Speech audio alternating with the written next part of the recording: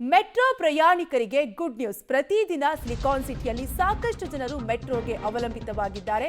Bengaluru metro ಪ್ರಯಾಣಿಕರಿಗೆ ಮತ್ತೊಂದು good news.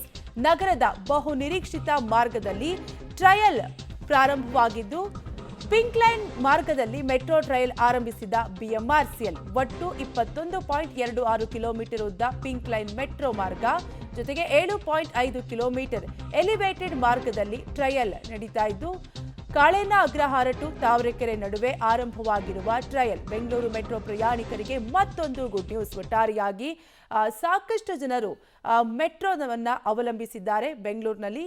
ಹೀಗಾಗಿ ಮತ್ತೊಂದು ಗುಡ್ ನ್ಯೂಸ್ ಅನ್ನ ಬಿಎಂಆರ್ಸಿಎಲ್ ಬೆಂಗಳೂರಿಗರಿಗೆ ನೀಡಿದೆ.